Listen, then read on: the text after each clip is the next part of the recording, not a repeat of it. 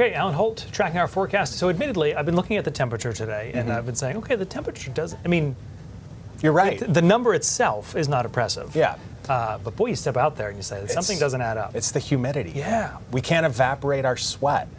I'm like getting self-conscious. I hope you can't see it through the... We're all in the same boat. Yeah. We're all in the same boat. All together here. Although I'm Yeah. lucky I can wear a t-shirt. You poor guys in your blazers. Yeah. Well, your colors match the temperature map. Reds and pinks all over the place. Where we are. You know, it's like I planned it. Yes, yeah.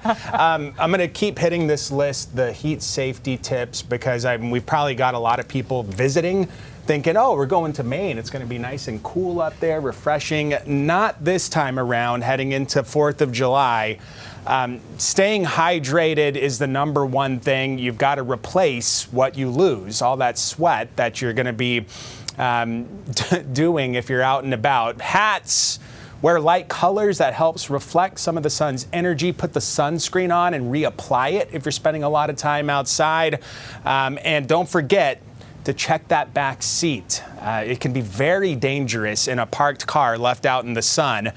Temperatures get really hot very quickly. A few high altitude clouds drifting in from the northwest. There may be a little chance for a shower in the mountains overnight tonight, but the heat is the big player in our forecast. A huge ridge centered right over the eastern half of the country. Mid-90s are pretty common for just about everyone east of the Rockies. So very hot out there. And if you've noticed a hint of haze in the sky today, a little milkier in the atmosphere, that may be some wildfire smoke coming from said Rocky Mountains over the ridge and into Maine. You can pick out a hint of it. Well, you could earlier, the Sunday River Cam not showing it, but it is a little milky in the atmosphere today. So this high stays put. We stay hot and humid. Thursday going to be the worst of it. I think we're easily into the 90s, and many, if not everyone, triple-digit heat index values except for the immediate coast. Thursday into Friday, this system tries to drop a front in, and it's not going to do much for temps, but it will ease the humidity just a touch.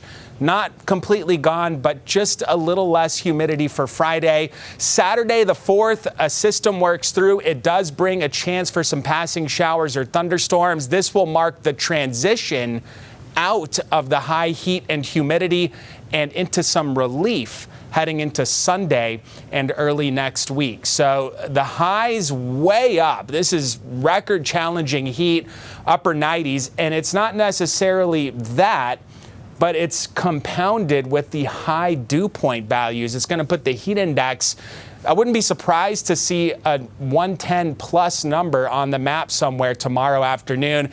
And then it gets better into the weekend, more so Sunday, with highs in the mid 80s. And because the humidity will be down, there won't be as much of a heat index to contend with. Not much relief tonight, mid to low 70s for a lot of the state. Tomorrow, the worst of it, mid to upper 90s to around 100 for a good chunk of Maine.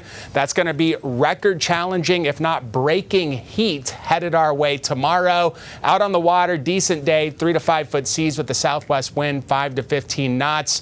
Really hot Thursday and Friday. There's that chance for a passing shower or thunderstorm on the 4th.